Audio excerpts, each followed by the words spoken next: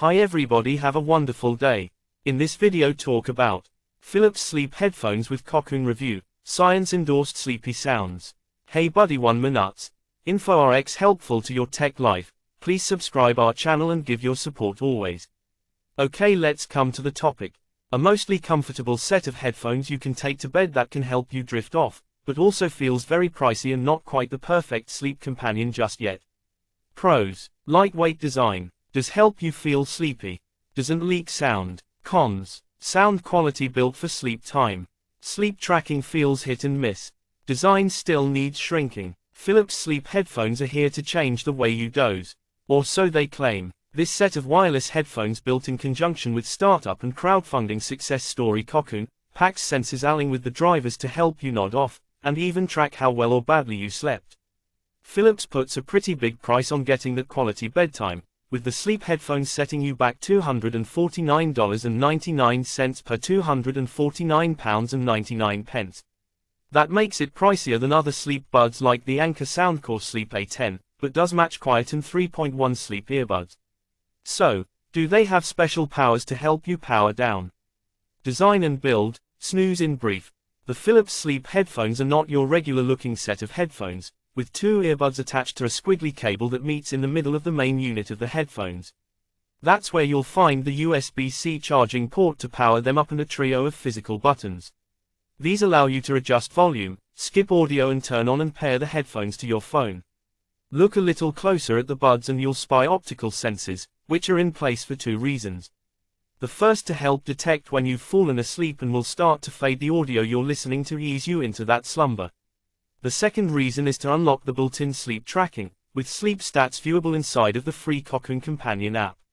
If you're having problems getting the earbuds to stay put, Philips does include 5 additional sets of ear tips that are thankfully not a chore to slip on instead of the ones in place when you get them out of the box. When you're awake and need to store the headphones away, there's a long, fabric case that has started to get a touch grubby in places for me and unfortunately doesn't double as a charging case for the headphones. Features: sound and performance, in it for the lulls.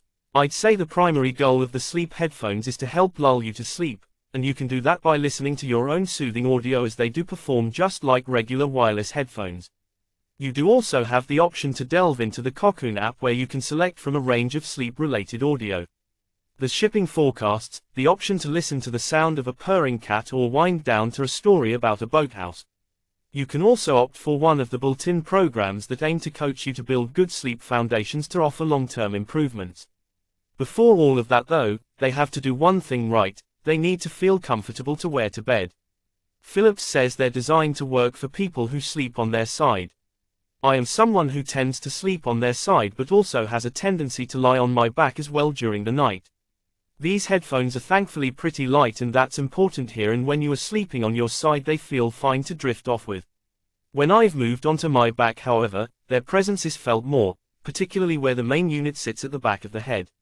It's not really uncomfortable, but it was enough for me on a few occasions to want to remove the headphones and go back to sleep. I also had a couple of occasions when one of the earbuds fell out. It just feels that these headphones still need to get smaller. I do think the sleep soundscapes, stories and programs do an effective job of helping you to feel more sleepy, and that's a real plus here. It does feel like that library needs to grow because it wouldn't take too long to get through what's here. I really like the idea of the built-in sensors being able to tell when you've fallen asleep, after which it'll start playing white or colored noise to ease you into that next sleeping phase. I did find that it could jump into action before I was ready for bed, so it doesn't work perfectly. It's weird not talking about sound performance first, but I wouldn't say that's the most notable quality of using the sleep headphones. Philips says it uses balanced armature drivers to produce clear sound along with passive noise isolation to block out noise. So there's no ANC here. Yes, you do get a pretty clear sound and it doesn't leak that sound to those nearby, but there's not much going on in the power and bass department. That makes them ideal for listening to voices, softer sounds or handling calls. But if you wanted to use these headphones in any other scenario other than trying to go to sleep with them, you'll be pretty underwhelmed with the performance here. Then there's the sleep tracking. Like a Fitbit or an Apple Watch, they'll automatically monitor your time in bed, mark when you fell asleep, wake up and how long it took you to fall asleep. It also breaks down sleep stages, including REM, and indicate when the headphones were off your head as well. I wouldn't say Fitbit and the rest of the sleep tracker fraternity will be quaking in their boots with the performance here though. It rarely captured an entire night's sleep, and there were more than a few nights where it's clear wearing these headphones for an entire night is a challenge. On the subject of battery life, Philips says you can get up to 10 hours of battery night to get you through a night's sleep. For something that costs as much as it does, I feel it should be better equipped to handle a few nights' sleep before it needs charging. So, yes, it can last a night, and a new beta feature will disconnect the headphones if they're taken off to save battery. You'll ultimately want to make sure it's fully charged pretty much every night before using it again though. Doing that takes up to 2 hours from flat, so it's not exactly the zippiest of charges either. Philips Sleep Headphones, verdict. The Philips Sleep Headphones seek to serve a problem that many people face, and that's struggling to get to sleep. I'm just not sure this is the answer just yet.